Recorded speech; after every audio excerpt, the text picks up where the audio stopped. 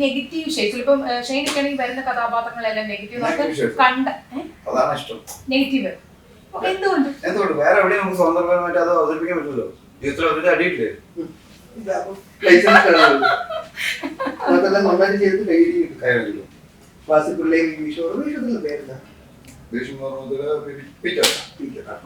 അതും മറ്റേ സിനിമ ഇതൊക്കെ നമ്മുടെ നാട്ടിലെല്ലാരും ചെയ്യണ കാര്യമാണ്. എല്ലാരും ചെയ്യുന്ന നമുക്ക് ഇങ്ങനെ കാണാൻ പിള്ളേര് പോകാനിരിക്കുമ്പോ കാണിക്കുന്നതൊക്കെ ഇത് തന്നെയല്ലേ. അതൊക്കെ തന്നെ സമ്മതിക്കുന്ന വിഷയം. അപ്പൊ നെഗറ്റീവ് ചെയ്യുമ്പോഴാണ് സന്തോഷം കിട്ടുന്നതല്ല, നമുക്ക് കൂടുതലായിട്ട് പെർഫോം ചെയ്യാൻ തരുന്നുണ്ടാവും സാധിക്കും. പ്രണയം ചെയ്യാൻ ഇപ്പൊ കുറച്ച് ബുദ്ധിമുട്ടാണ് പ്രണയം ചെയ്യാൻ. കാരണം നമ്മൾ ആരും കാണിക്കാതെ ചെയ്യുന്ന കാര്യങ്ങൾ കുറച്ച് ചെയ്യേണ്ടി വരും എല്ലാവരും വേണ്ടി വെച്ചിട്ട്. അങ്ങനെയാണ്, അങ്ങനെ തോന്നിയിട്ടുണ്ടോ?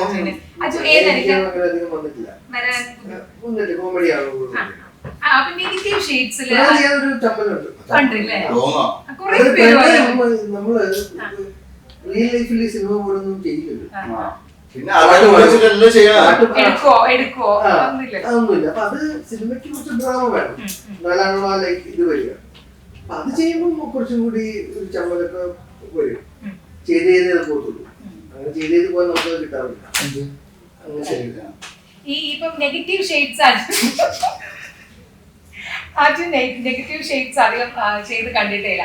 എന്തുകൊണ്ടാണ് ഇപ്പം ഷെയ്ൻ പറഞ്ഞു പെർഫോം ചെയ്യാൻ കൂടുതൽ ഇഷ്ടമുള്ളത്? കുറെ പേര് അങ്ങനെ പറഞ്ഞു കേൾക്കാറുണ്ട്. അപ്പൊ എന്തുകൊണ്ടാണ് അധികം നെഗറ്റീവ് ഷെയ്ഡ് മനഃപൂർവ്വം ചെയ്തതിൽ നിന്നാണല്ലോ എപ്പോഴും അടുത്തൊരു വേഷം കിട്ടുന്നത്. കോമഡി ചെയ്യുന്നത് കൊണ്ടാണ് അതിന്റെ കൂടുതൽ തരുന്നത്. നെഗറ്റീവ് ചെയ്യുക എന്നുള്ളത് ആരെങ്കിലും ചെയ്യിപ്പിച്ച് തുടങ്ങിയ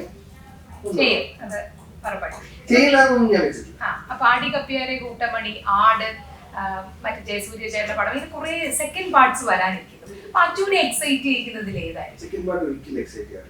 ആടി കപ്പിയാരാണെങ്കിലും ചെയ്ത് കഴിഞ്ഞത്. എന്തുകൊണ്ട് ചെയ്ത് കഴിഞ്ഞു? ആ സമയത്ത് ത്രില്ല് കഴിഞ്ഞു, ആവേശം ചെയ്തു. വലിച്ചു നീട്ടുക എന്നുള്ളത് ഇവിടെ പേഴ്സണലി യോജിപ്പില്ല. പിന്നെ നാച്ചുറലി സിനിമയായിട്ട് ചിലപ്പോൾ വരാം, നമ്മുടെ ക്യാരക്ടറിന് ബാലമാവേണ്ടി അവസ്ഥ ഉണ്ടാകും. പക്ഷെ അന്ന് ചിലപ്പോൾ നമ്മൾ പഠിക്കാത്ത കുറെ കാര്യങ്ങൾ മണ്ടത്തരമായിരുന്നു ആ കഥാപാത്രത്തിൽ ഭാഗമായിട്ട് ചേഷ്ടകളിൽ. ഇന്ന് ചിലപ്പോൾ നമ്മൾ അതിന് കുറച്ച് പഠിച്ചിട്ടുണ്ടാവും. അപ്പൊ അന്ന് ചെയ്ത തെറ്റുകൾ പിന്നെ ചെയ്യില്ല. പക്ഷെ അന്ന് ചെയ്ത തെറ്റുകളായിരുന്നു ആ ക്യാരക്ടർ ഉണ്ടായിരുന്നത്. ഇന്നിപ്പോ നമുക്കത് അറിഞ്ഞോണ്ട് തെറ്റിയ പറ്റില്ല. ചിലർക്ക് പറ്റൂട്ടോ, മനസ്സിൽ കഥാപാത്രം ആവാഹിച്ച് ബിലീവ് ചെയ്ത് ചെയ്യുന്നവർക്ക് അത് പറ്റും. ജീവിതത്തിൽ ഒരുപാട് തെറ്റ് ചെയ്ത് പരിചയമുണ്ടാവും. അത് വേണം. അത് വേണം. Actor should do and go through always.